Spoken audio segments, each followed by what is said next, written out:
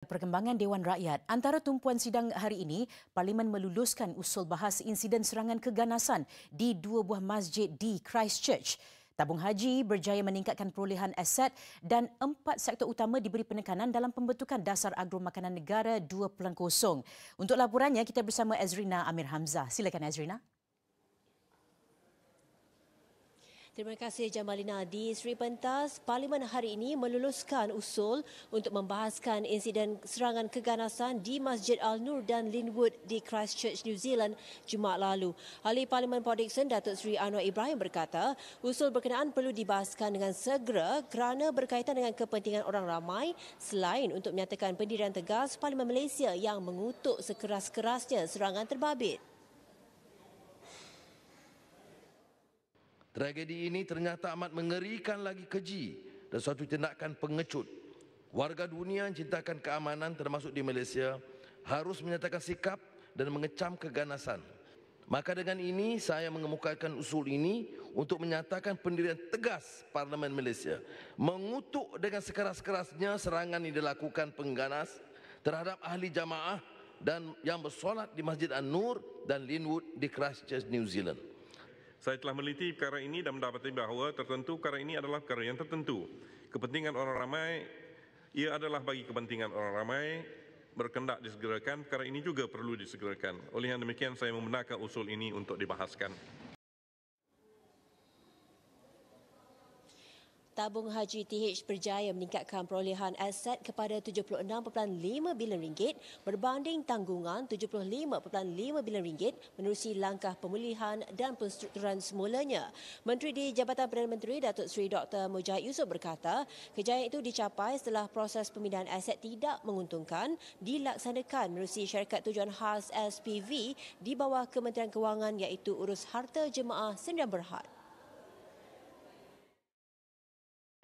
Keseluruhan itu melibatkan 19.9 bilion nilai pindah kepada aset yang underperforming ini, menyebabkan dengan itu kita telah berjaya memulihkan, yang ini kena rekod di sini ya, memulihkan kita punya balance sheet daripada yang dulu aset lebih rendah daripada tanggungan, sekarang dengan kejayaan pemulihan dan penstrukturan semula, kita pada Disember 2018 telah berjaya meletakkan aset kita 76.5 bilion berbanding dengan tanggungan dan deposit 75.5 bilion, 75.5 bilion.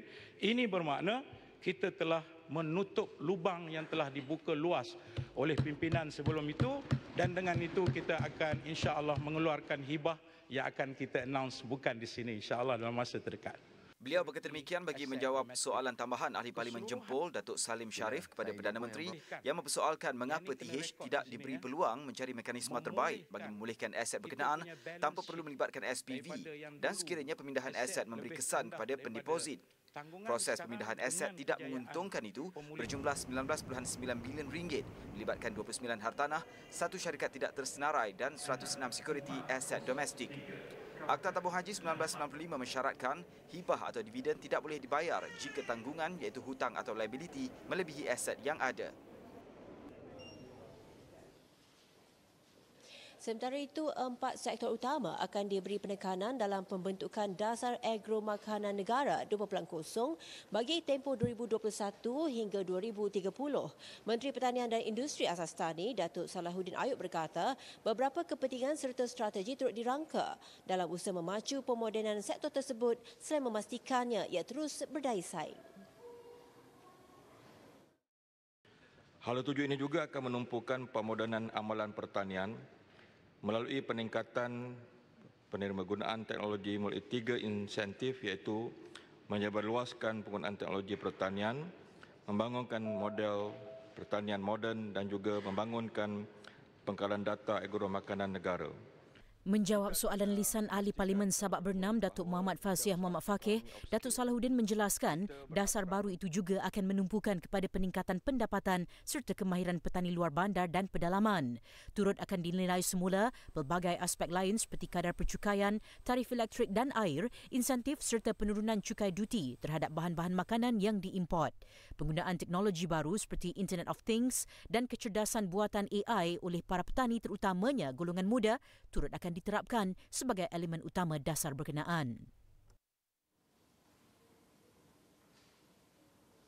Baiklah, sidang Parlimen ketika ini sedang ditangguhkan dan akan bersidang semula jam 2.30 petang nanti. Sekian saja langsung dari Parlimen, kembali ke Sri Pentas.